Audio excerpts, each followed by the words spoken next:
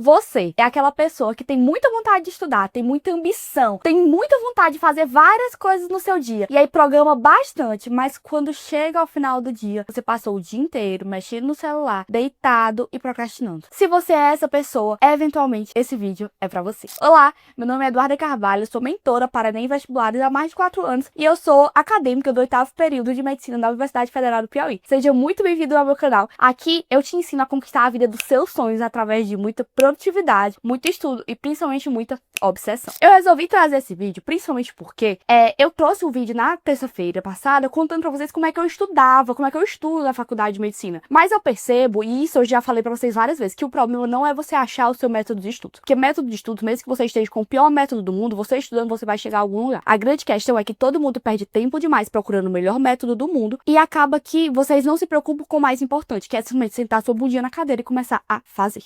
E aí, esse daqui é um guia prático pra você aprender isso. Então, como é que você vai programar seu dia para que você consiga estudar como uma pessoa decente? Aqui, minha intenção não é transformar você num super-humano, em uma pessoa completamente acima da média. Não, pelo contrário. Primeiro, a gente tem que se colocar na média para depois a gente extrapolar a média. E eu tô falando isso daqui não me sentindo superior, não. É porque há pouquíssimo tempo eu era essa pessoa. Eu era essa pessoa que eu sentia que eu era muito ambiciosa, que eu tinha um potencial muito grande dentro de mim.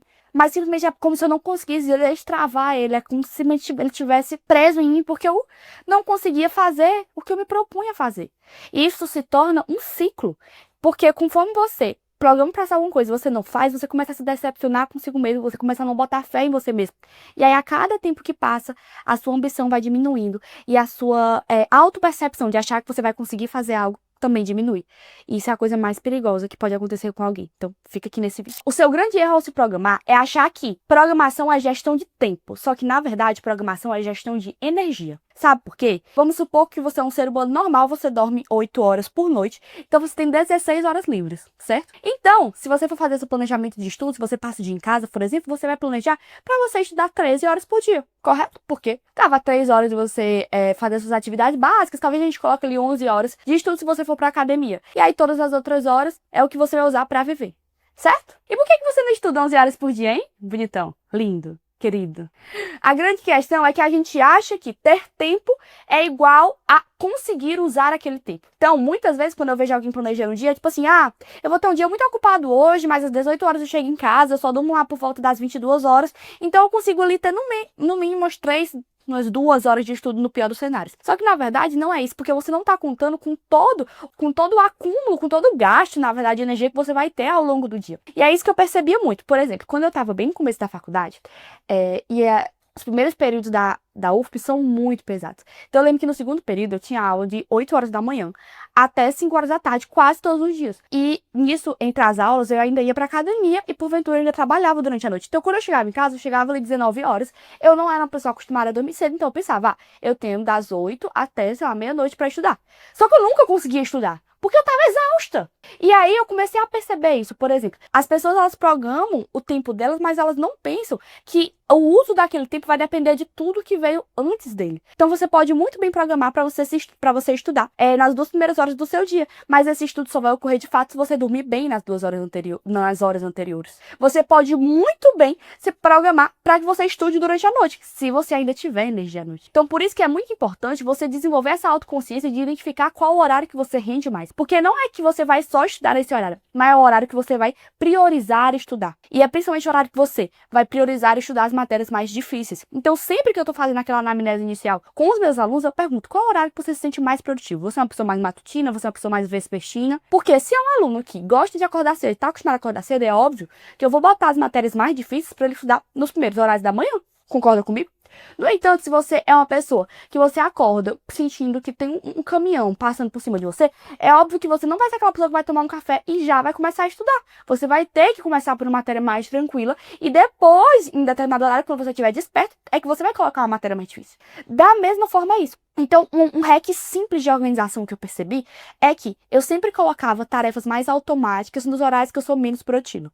Então, uma das minhas tarefas no emprego que eu tenho, no emprego presencial que eu tenho na mentoria, é que eu digito algumas notas, sabe? Eu digito notas dos alunos. E Isso é um trabalho que, apesar de eu ter certa atenção, ele é muito mecânico. Então, eu não preciso estar no meu maior estado de concentração, porque eu fico ali digitando, então é algo mais tranquilo. Você acha mesmo que eu vou colocar isso no horário onde eu sou mais produtiva? Claro que não! No horário que eu sou mais produtiva, eu vou colocar para eu estudar. Então, por exemplo, eu sei que eu tenho que fazer isso, sei que eu tenho que fazer essas duas coisas no meu dia. Eu tenho que estudar e eu tenho que digitar notas. Uma é uma coisa muito pesada pra mim, muito pesada mentalmente, e outra é algo relativamente mais leve. É óbvio que eu vou colocar nos primeiros horários do meu dia, que são os horários que eu sou mais produtiva, para eu estudar. E nos horários seguintes é que eu vou fazer o digitar notas. E o mesmo vale, por exemplo, para academia. Então, às vezes o aluno chega em mim, Duda, eu sei que é importante eu fazer exercício físico, mas não tá dando tempo. E aí eu pergunto, qual horário que você não consegue estudar? Porque tem aluno que quando dá, quando dá 18 horas, gente, esse aluno não existe mais. Ele não consegue mais processar o leque concreto das informações. Sou eu. Então, se eu me programar para, na hora que eu acordar, eu ir para a academia, vocês entendem que eu estou perdendo um tempo muito grande do meu estudo? Enquanto se eu cumprir com minhas tarefas de estudo ao longo do dia e eu for para a academia no horário que eu já estou cansada de estudar, eu vou conseguir cumprir com duas coisas. E aí parece uma coisa tão óbvia quando alguma pessoa fala pra você que você deve estar assim, ai meu Deus, qualquer pessoa sabe disso. Por que você não faz? Vocês têm que parar de achar que porque você tem 4 horas livres no seu dia, aquelas 4 horas vão ser perfeitamente preenchidas. E você tem que começar a pensar nisso da sua gestão de energia. Então é óbvio que após uma matéria muito pesada, você não vai colocar outra matéria pesada pra você estudar. É óbvio que após 2 horas de matéria de cálculo, é interessante que você vá fazer uma matéria que tenha menos cálculo. Ou após uma bateria de questões, que você vai fazer algo mais relaxante, mesmo que você ainda precisa estudar. Você entender essa gestão de energia faz com que vocês tenham mais produtividade no dia. A grande questão é que vocês querem mudar a vida toda de vocês em um único dia, em uma única semana. E aí colocam todas as tarefas mais difíceis, sei lá, num dia só. E aí você acaba aquele dia, das duas ou. Se você consegue cumprir, você acaba aquele dia completamente exausto e não tem a mínima possibilidade de você ter motivação e engajamento para fazer isso por outros dias seguidos, ou então você nem vai cumprir, porque você vai estar o tempo todo pensando que aquela tarefa é muito complicada, que é muito difícil, que você vai ficar muito cansado. Tá vendo? Tá vendo como eu te conheço? Não, eu não tenho câmera na tua casa, não, é porque eu sei, eu já vi essa história. Então aprenda a gerir sua energia, porque isso sim vai te ensinar a gerir o seu tempo. Tá bom? A segunda coisa que eu tenho que te falar é que dias livres são muito perigosos. E agora vai parecer que eu tô me contradizendo. Mas da mesma forma que é muito perigoso você programar para você fazer milhares de coisas num dia, também é muito perigoso você dizer assim, eu tenho muitas horas livres no meu dia, então eu passo o dia todo em casa. Mas eu quero começar devagar, sabe? Eu vou fazer poucas coisas no meu dia justamente para eu não me cansar. A grande questão é que as nossas tarefas, isso inclusive é o nome de uma lei. Não sei se de fato é uma lei, porque eu não sei até que ponto ela foi comprovada. Mas eu encontrei na pesquisa, ela é chamada de Lei de Parkinson. E ela diz que as nossas tarefas, elas tendem a se diluir ao longo do tempo que a gente tem. Então, ao longo do prazo, por exemplo. Então, recentemente eu estava escrevendo um relato de caso, para quem não sabe, relato de caso é um tipo de pesquisa da medicina que você pega um caso que é a exceção da exceção da exceção e você apresenta para outros colegas da medicina. Então, eu estava apresentando um desses sobre eu estava preparando um desses sobre osteosarcoma e assim, eu não tinha um prazo bem definido. Então eu nunca comecei a fazer. Até o dia que o orientador veio e disse, oi, quem é? Polícia Federal. Pois é. Ele chegou e disse, cadê minha filha? E aí, a partir daquele momento, em quanto tempo que eu fiz relato de caso?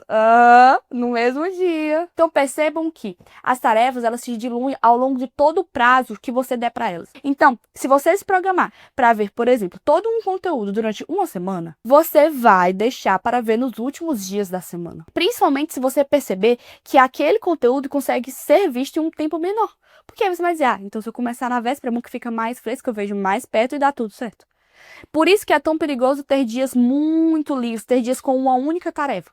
Se você coloca diversos estímulos para você fazer no dia, se você coloca para um dia não ser unicamente dedicado a estudar, a fazer atividade física, a resolver tal coisa, você consegue ser muito mais produtivo. Eu tive uma conversa sobre isso com uma aluna minha, que ela estava estudando só no cursinho, e ela decidiu também entrar na graduação, por questões dela. E aí ela resolveu conciliar os dois, ela fazia a graduação em um turno, estudava para a graduação em um turno, e no outro ela estudava para o cursinho, para o Enem. E acabou que eu observei com ela, falei, fulana, tu tá conseguindo ver como tu tá sendo muito mais produtiva? Ela falou, Duda, eu nunca esperei isso. Mas é porque pelo fato de eu ter um tempo muito limitado, faz com que, naquele horário ali que eu tenho, eu dê tanto valor a ele, porque eu sei que no outro turno eu não vou poder fazer aquilo. Então eu não tenho possibilidade de procrastinar aquilo. Portanto, para com isso de achar que o seu dia tem que ser específico para determinada coisa. Até quando alguém me falar sobre descanso comigo, por exemplo, eu falo, olha, pra mim pessoalmente, nunca funcionou isso de eu ter um dia inteiro para descanso, porque acaba que não faz muito sentido. Eu prefiro muito mais eu colocar para que eu consiga cumprir todas as minhas tarefas até às 17 horas, e a partir das 17 horas eu vá e eu consiga descansar. Então, isso faz com que eu descanse todos os dias e ainda produza todos os dias. Tudo, então como é que eu posso ajustar isso no meu dia? Uma coisa que eu gosto muito de fazer, por exemplo, é eu colocar um compromisso inadiável ao final do meu dia de estudos. Então, eu sei que, por exemplo, vamos supor que sábado é um dia que eu vou passar o dia inteiro estudando, que eu tenho muito conteúdo para estudar. Eu vou programar quais são os conteúdos que eu vou estudar, mas, obviamente, eu vou colocar, eu sempre tento, na verdade, colocar alguma coisa às 18, às 19 horas, que é o horário que percebo que eu já não rendo tanto, eu já sei que eu não vou estar rendendo tanto. E aí eu sei que naquele horário ali, eu vou ter que me levantar. Então, percebe quando estiver dando às 14 horas e eu ainda não tiver estudado tudo que eu preciso estudar, eu vou ficar, meu Deus, mas 19 horas eu tenho que ir pro cinema com fulano, eu tenho que fazer tal coisa, eu marquei de jantar com meus pais, eu marquei de sair com meu namorado. Então, isso vai fazer com que eu tenha aquele sentimento de urgência. E é isso que a gente precisa despertar em si mesmo. Porque, principalmente vocês, a parte do meu público aqui que tá se preparando para um exame que é a longo prazo, ou então tá tentando não deixar pra fazer as coisas em última hora, vocês sentem muita falta desse sentimento de urgência. Então, a gente pode simular esse sentimento de urgência com essas coisas. Você coloca metas próprias, e aí, até 18 horas eu tenho que ter feito isso porque eu vou sair. E isso faz com que, primeiro, você não perca o sentido na caminhada. Porque uma coisa que eu percebo muito, gente, coisas que eu acho de gente fubanga. É gente que, não, é que eu só assisto série nas férias. Não, é porque eu não tenho tempo de ler livro, eu estudo muito. Aí, quando uma pessoa chega e me diz, eu não sei como é que tu consegue assistir tanta coisa, ler tanto livro, sendo que tu disse que estuda e trabalha. Mas o tempo que tu passa no TikTok, ninguém fala, né? Ninguém... Você entendeu o que eu quis dizer?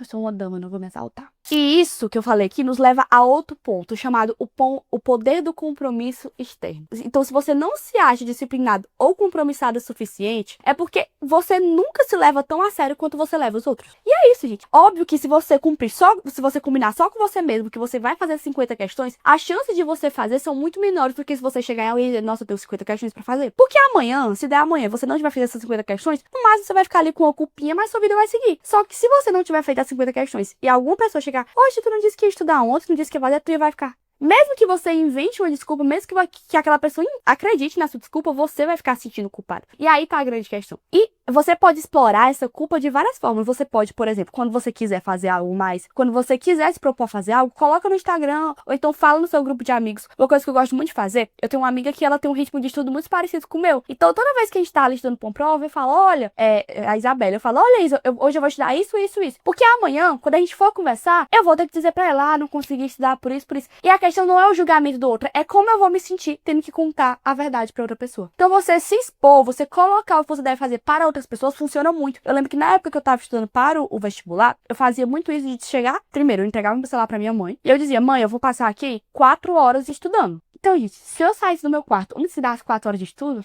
ia estar a minha mãe na soleira da porta dizendo assim, oxe, e não ia estudar. E eu ia ficar...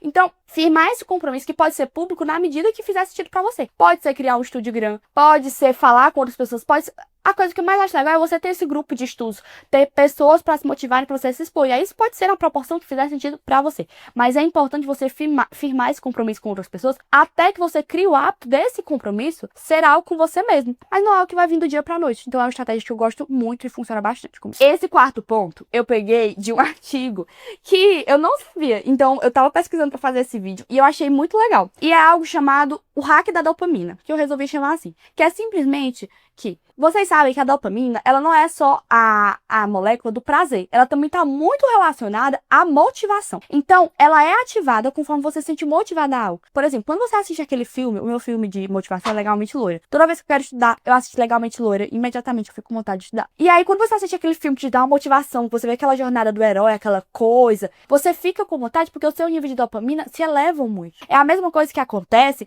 quando você está na expectativa para algo. Então, vamos supor que você está com muita vontade de comer alguma coisinha doce. E aí você passa em frente ao setor de chocolate de supermercado ou em frente à sorveteria. A sua dopamina não aumenta quando você come o doce. A sua dopamina aumenta na hora que você vê aquilo dali, na hora que você cria a expectativa de ingerir aquele doce.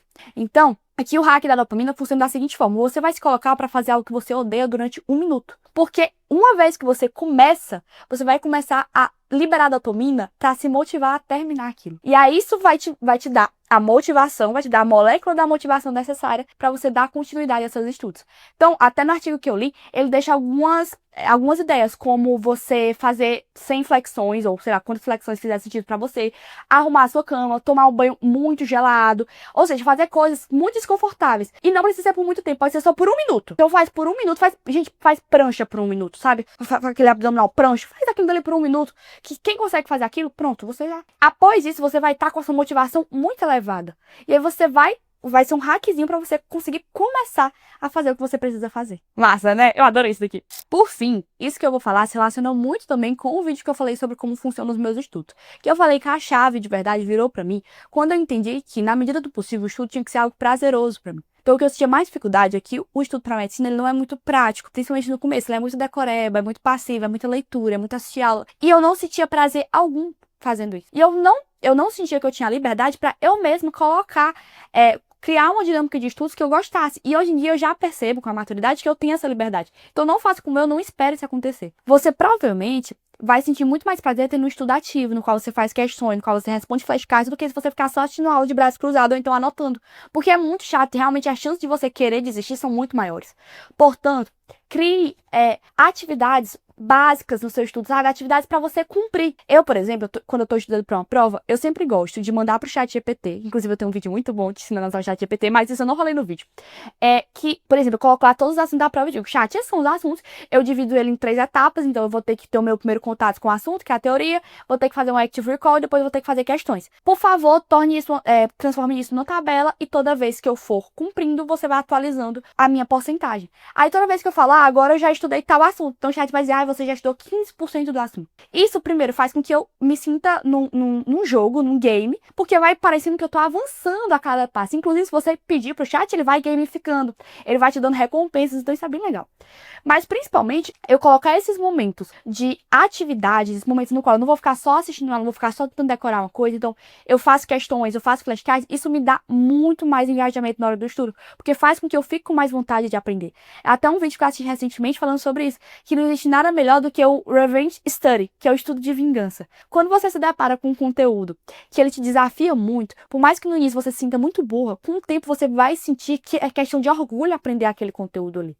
Então, quanto mais você se desafiar, quanto mais você pegar uma questão, por exemplo, antes de você assistir a aula toda, pega uma questão daquele conteúdo, vê o quão difícil é, porque isso vai fazer com que você sinta uma curiosidade, uma vontade de aprender. Na faculdade de medicina é muito, muito difícil você ter um contato sério com questões, porque é algo muito limitado. Então a melhor coisa que eu fiz na minha vida, de verdade, na faculdade, foi começar a usar a estratégia média. Porque agora, toda vez que eu vejo um conteúdo, eu consigo fazer questões imediatamente. E ainda, quando a aula do meu professor não presta, eu vou na estratégia média e eu assisto por lá. Então, isso mudou muito a minha vida, porque eu tenho um banco de questões à disposição, faz com que eu fixe melhor o assunto e eu tenho muito mais prazer no processo de estudos do que antes. Se você tem interesse em qualquer produto de estratégia média, nós temos 10% de desconto. Basta você usar o cupom Eduarda Carvalho. Ok? Assim encerramos o vídeo. É um enorme prazer te ter aqui. Se você gostou desse vídeo, não esquece de comentar o nosso emoji. Você sabe qual é.